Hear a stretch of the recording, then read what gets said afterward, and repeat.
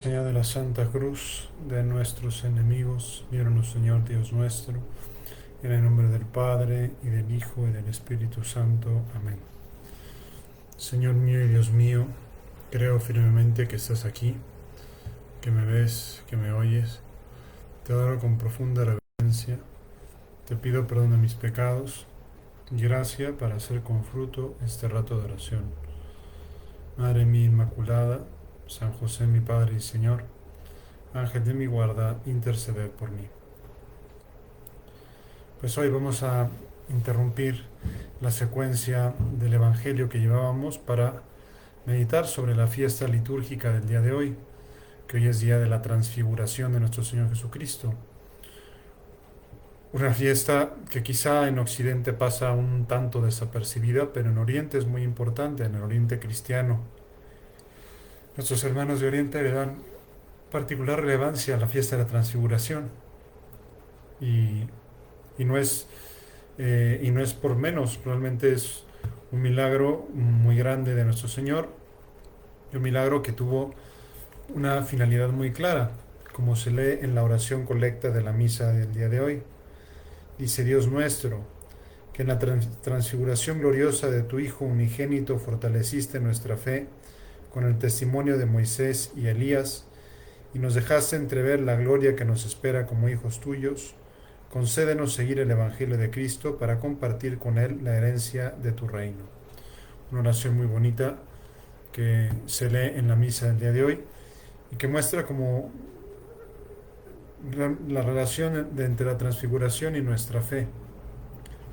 Por un lado, eh, la transfiguración tuvo el sentido de fortalecernos en la fe, fortalecer sobre todo en la fe a los apóstoles, a Pedro y a Santiago y a Juan, prepararlos para sobrellevar el escándalo de la cruz, como leeremos también ahorita en el prefacio, y por el otro lado mostrarnos cuál es nuestro destino, es decir, así como Cristo tiene un cuerpo glorioso, así también nosotros, Dios mediante, cuando nos salvemos y cuando estemos en los cielos nuevos y en la tierra nueva, tendremos también nosotros nuestro cuerpo glorioso.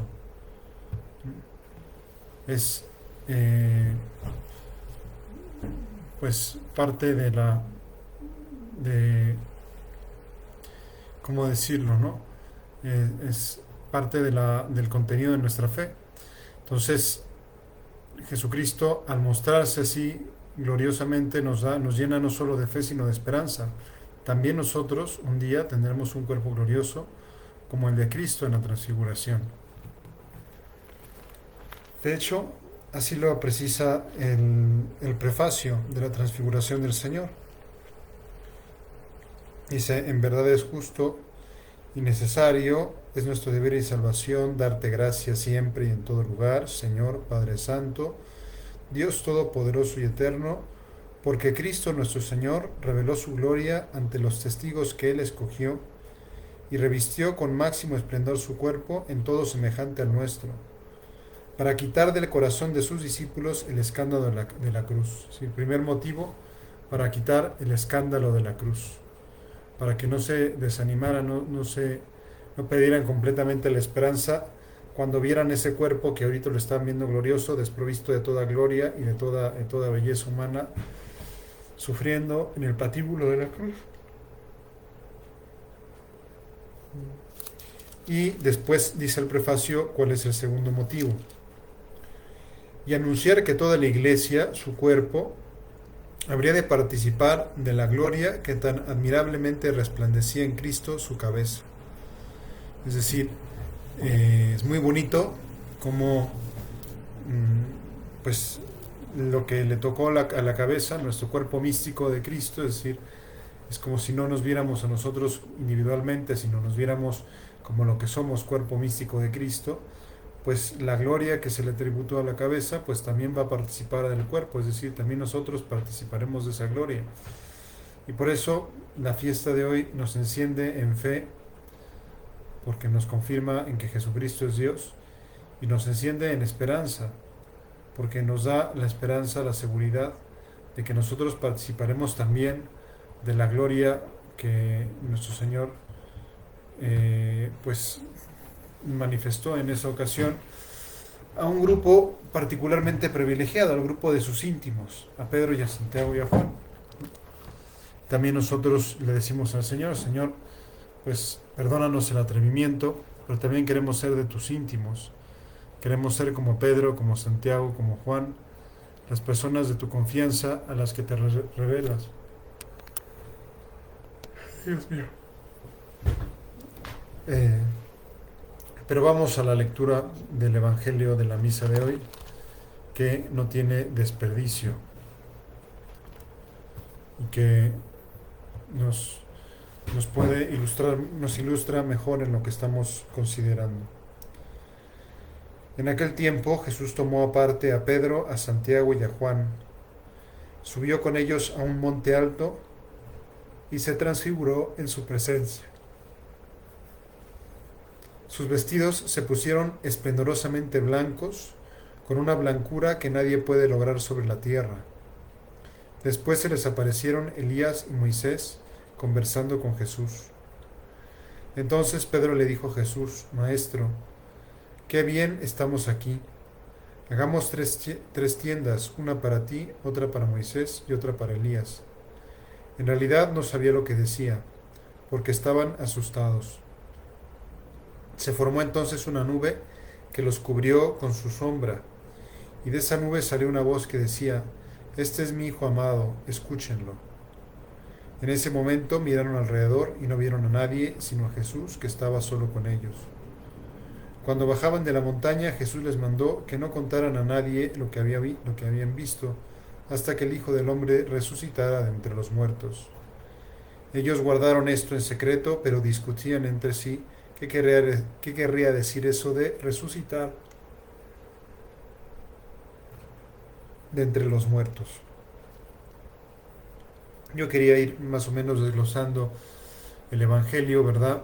De, de esta misa, de la misa de la fiesta del día de hoy, porque pues tiene muchas como matices, muchos como indicadores, ¿no? Que pues que pueden alimentar nuestra vida interior. Primero es esa idea, ¿no? Que Jesús toma consigo aparte a Pedro, a Santiago y a Juan. O sea, tiene Jesús un grupo de discípulos que son sus más cercanos. O sea, tiene los 72 discípulos, los 12 apóstoles. Y entre los 12 apóstoles a mí me gusta llamar los tres consentidos. Pedro, Santiago y Juan. Y pues por lo menos en mi oración le pido a Jesús, Jesús, que yo también sea de tus consentidos. Que yo sea de tus consentidos, de los que están, de los que gozan de tu especial confianza, de los que gozan de una especial cercanía contigo, de los que les quieres revelar los secretos de tu corazón. Y de esos tres consentidos me atreveré a decir que el más consentido de todos era San Juan, que fue el que se recostó en su pecho en la última cena. De hecho, Pedro es el que le hace señas a Juan para que le diga quién es el que te va a traicionar, ¿no? Y Jesucristo se lo dice a través de un gesto. Perdonen que no sé por qué hoy me ha venido una de bostezar que no la puedo contener. Ya me perdonarán ustedes, les pido mil disculpas. Jesús tenía sus consentidos. Así es muy humano. Para ser muy sobrenaturales tenemos que ser muy humanos. Y Jesús, que es Dios, pues era hombre y tenía sus tres más allegados, ¿no? A veces nos puede chocar como esa idea, no, todos tienen que ser igual, pues, eh, por decir de alguna manera, yo pienso que de las consentidas de nuestro Señor Jesucristo es Santa Teresita del Niño Jesús, ¿verdad? O sea, es una santa que, pues, el Señor la cuidó, ¿verdad? Y le dio una vocación, pues, como muy grande, o sea, a mí me parece sobre todo todos estos santos que son santos adolescentes, ¿verdad? Que son santos, eh, pues estilo Carlo Acutis, ¿no? Y yo conozco varios chicos que muy jóvenes han muerto y pues me parece que son consentidos de Dios, es decir, personas que gozaron de una gran intimidad con Dios en muy poquitos años de vida, ¿no? Y en cambio veo otras personas, ¿verdad? Que digo, bueno, estos para mí me edifican más porque pues son ancianos, ¿verdad? Hoy justo vengo de hablar con una chica de 101 años y es Dios mío, pues está ahí con sus 101 años y sigue rezando y sigue luchando y sigue, este, digamos que Dios nuestro Señor le ha vendido a esta criatura la santidad más cara que, pues, que a un chico que a los 15 años ya es santo, ¿no? O sea, no estoy demeritando la santidad de la gente joven, la santidad siempre es pues un mérito muy grande. Pero lo que quiero subrayar, y ya no sé quién lo decía, pero puede tener algo de verdad, que pues los consentidos de Dios se van jóvenes, ¿no? Los consentidos de Dios, porque Dios los quiere tener cerca en el cielo y porque Dios les da pues muchísimas gracias en muy poco tiempo, ¿no? Y pienso, repito, en Santa Teresita del Niño Jesús. Pero esta es una teoría barata que a mí por lo menos me sirve, ¿no? Si a usted le sirve, pues maravilloso, ¿no? El caso es que el Señor tiene sus consentidos y yo le pido al Señor ser de sus consentidos. Señor, yo quisiera ser como San Juan. Así de audaces son los, pues los santos que cuando hacen su oración, ¿no? Me recuerdo una oración de San José María en la que le pedía a Dios la fe de Pedro, el amor de Juan, el celo de Pablo. El celo se refería al celo apostólico de Pablo, el amor de Juan y la fe de Pedro, ¿no? Como diciendo, pues, yo quisiera tener, y se lo pedía con sencillez, con una oración de niño a Dios, ¿no? Nosotros podemos hacer nuestra oración de niños con nuestro Señor Jesucristo y decirle, Señor, yo quiero ser de los de tu intimidad, de los que tú revelas la belleza de tu rostro, la belleza de tu gloria, la belleza y que nos des, así como le diste a Pedro, a Santiago y a Juan, esa redada de miel, pues queremos pedirte también nosotros que nos des de vez en cuando esas, eh, esas dedadas de miel, ¿no? Esas dedadas de miel como realmente pues ni se las esperaba, ¿no? Y lo bonito de esta dedada de miel que recibieron Pedro, Santiago y Juan es que ni siquiera se le esperaban, o sea que los agarró totalmente de sorpresa. También le pedimos al Señor, Señor, sorpréndenos, Señor, eh, ayúdanos a ser contemplativos para que tengamos hambre de contemplar tu rostro, como lo vieron Pedro, Santiago y Juan en el momento de la transfiguración, ¿verdad? Dice, sus vestiduras se pusieron esplendorosamente blancas, con una blancura que nadie puede lograr sobre la tierra. Después se les aparecieron Elías y Moisés conversando con Jesús. No es casualidad que se le hayan aparecido Moisés y Elías, ni es casualidad que las vestiduras de Jesús estuvieran totalmente blancas. Así de purificada tiene que estar nuestra alma cuando queramos gozar de Dios, con esa blancura que nadie puede lograr sobre la tierra, que nadie puede lograr humanamente, pero que la gracia puede lograr esa blancura de nuestra alma, esa limpieza de nuestra alma.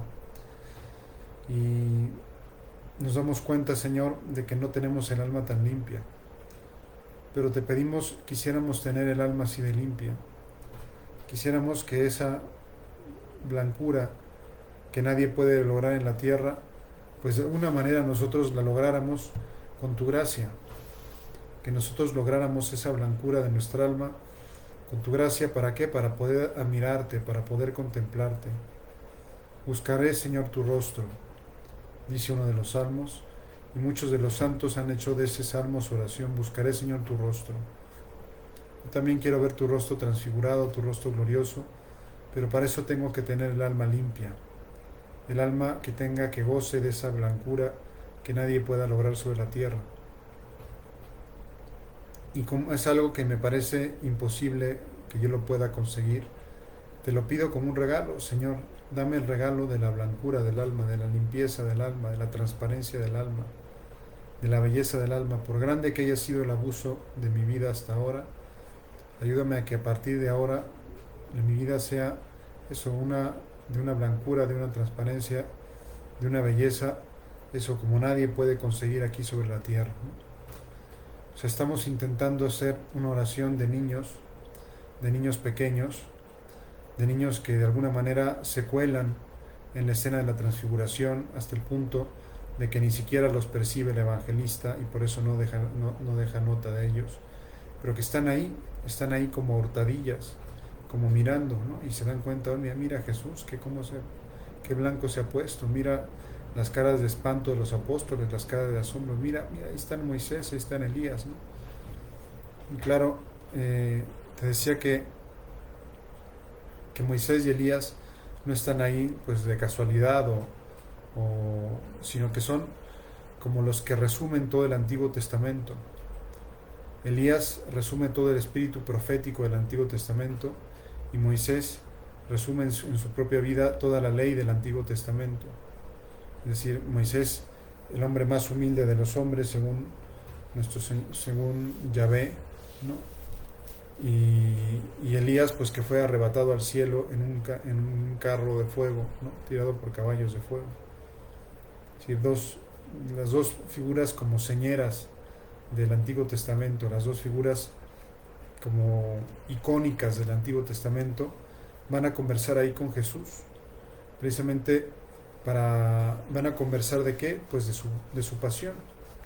O sea, la verdad es que el tema de la conversación, de la transfiguración, pues no era, dice, aquí no lo dice en esta versión, en la versión de San Marcos, pero ya no recuerdo si es en la de San Mateo o en la de San Lucas, claro que lo dice con mucha claridad, ¿no? Que iban a conversar de lo que les iba a suceder después.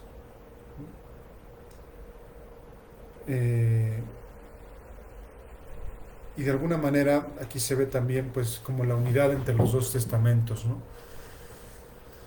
A veces hay personas que quieren como, y es comprensible, ¿no? A veces pareciera, ¿no? Pareciera que nos referimos a un Dios distinto, el Dios del Antiguo Testamento, del Dios del Nuevo Testamento. Pareciera en ocasiones que son casi como distintos dioses, ¿no? Y no, es el mismo Dios, ¿no? Lo que pasa es que se va revelando progresivamente acorde a las circunstancias de los pueblos y de las... Y entonces, en este texto se ve claramente cómo todo lo que estaba profetizado, todo lo que estaba anunciado en el Antiguo Testamento, va a alcanzar cumplimiento en el Nuevo, con la venida de Jesucristo. Como Moisés y Elías, que son las figuras centrales del Antiguo Testamento, pues van a decir, mira, pues como a darle la mano a Jesús, ¿sí? Termina lo que nosotros comenzamos, ¿no? Termina lo que nosotros empezamos. Cumple con la misión de terminar con la revelación y de culminar con la salvación del género humano.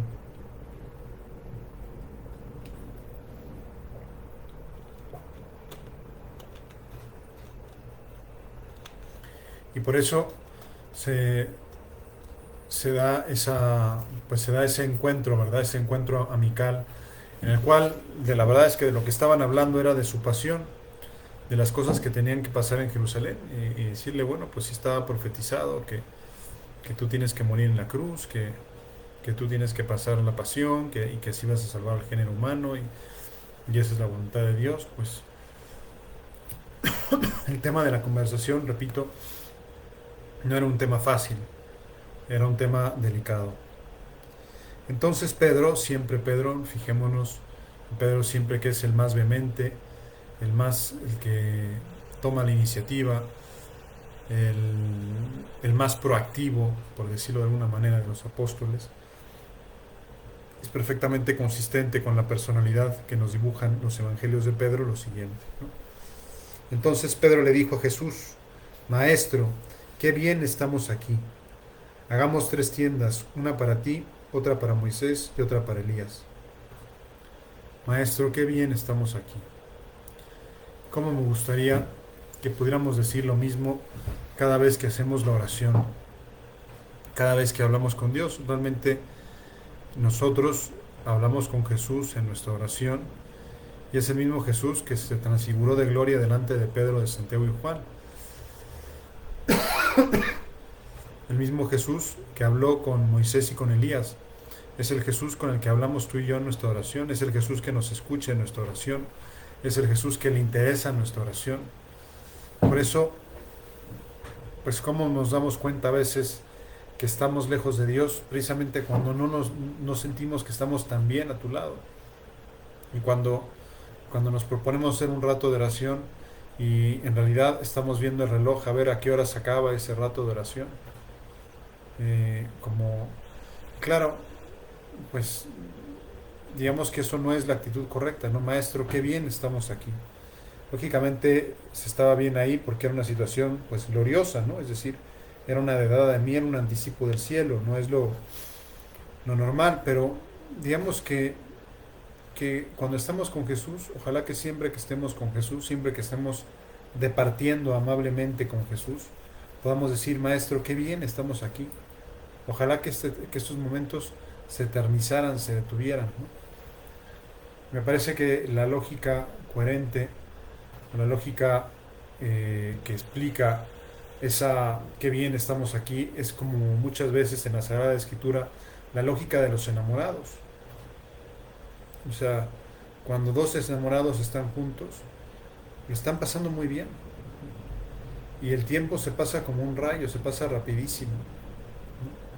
Y en mucho tiempo les parece poco, precisamente porque están enamorados y porque se quieren.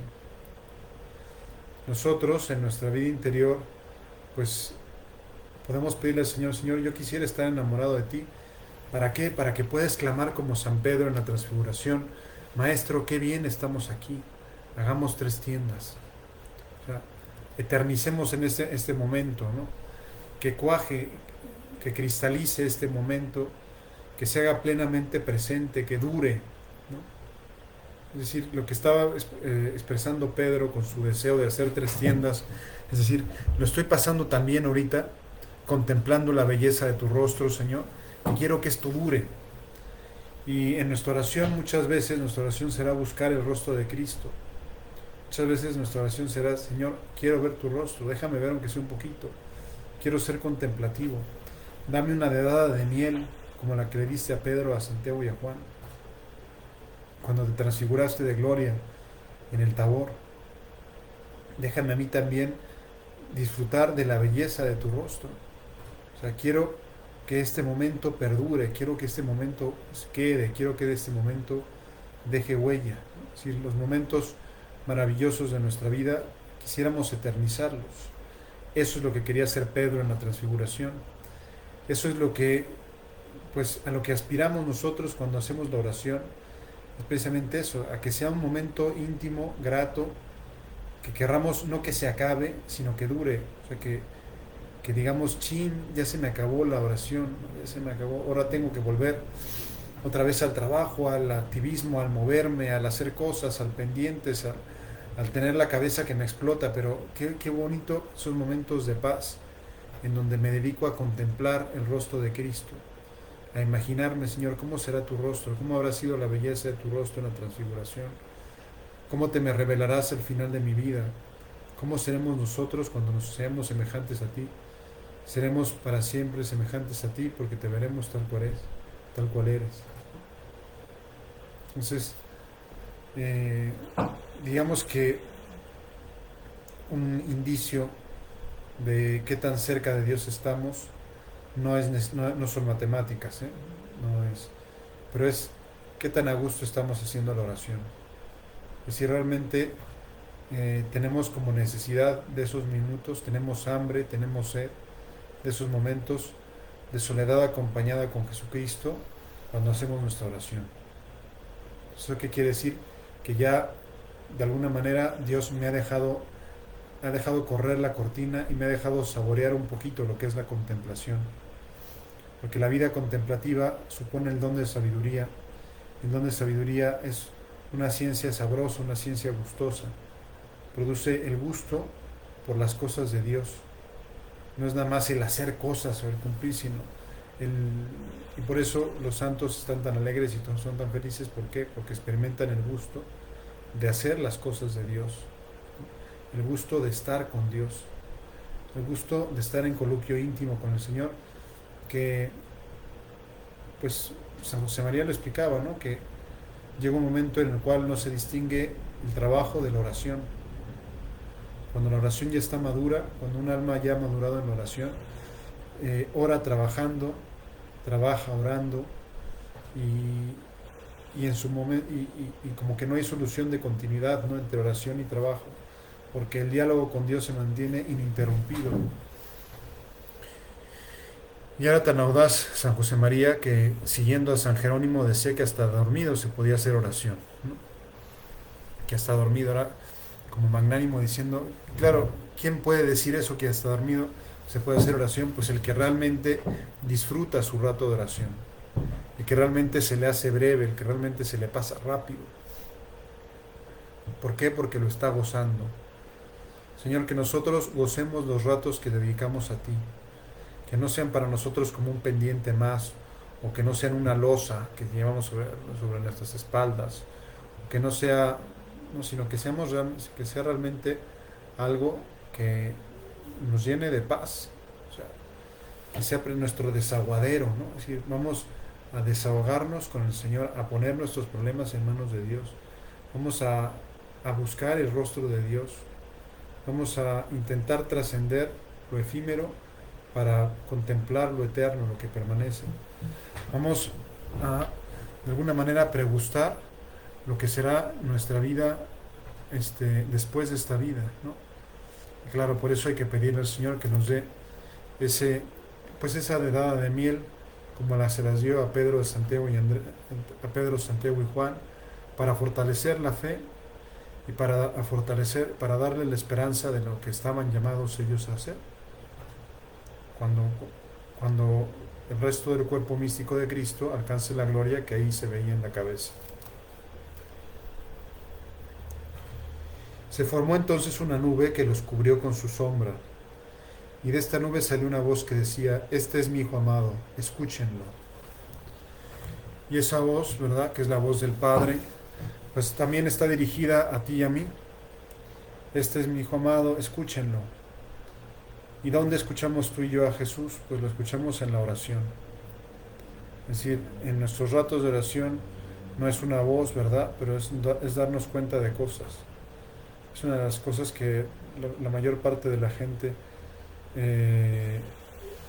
¿cómo se llama?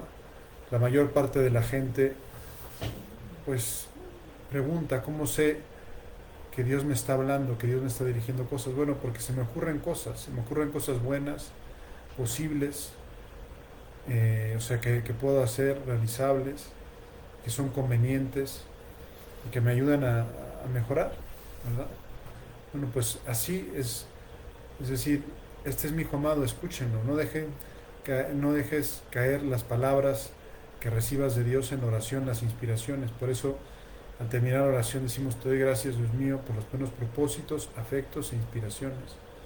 Pues hay que custodiar esos propósitos, esos afectos, esas inspiraciones que el Señor nos va dando en la oración. Este es mi Hijo amado, escúchenlo. O sea, el Padre también nos lo dice a nosotros, escúchenlo. También nos invita a escuchar la voz de Dios, y nosotros tenemos que agudizar el oído en la oración y a veces decirle con sencillez a Jesús, Jesús, dime algo en la oración, y yo, como dice una oración, una canción, si tú me dices ven, lo dejo todo, si tú me dices ven, me vuelvo loco. Bueno, pues pedirle a Jesús que nos diga cosas. Señor, dinos cosas en nuestra oración y ayúdanos a ponerlas por obra. Termina este relato de la transfiguración. Dice, cuando bajaban de la montaña, Jesús les mandó que no contaran a nadie lo que habían visto, hasta que el Hijo del Hombre resucitara de entre los muertos. Y Jesucristo tenía muy presente lo que había hablado con Moisés y con Elías, que iba a pasar por la cruz. Ellos guardaron esto en secreto y discutían entre sí qué querría decir eso de resucitar de entre los muertos. Ya se los había dicho antes Jesús, ya les había hecho una advertencia, dos advertencias antes de la transfiguración, de que tenían que sufrir mucho y morir y luego resucitar al tercer día. Pero sus entendimientos estaban cegados para descubrir el sentido, el valor de la cruz.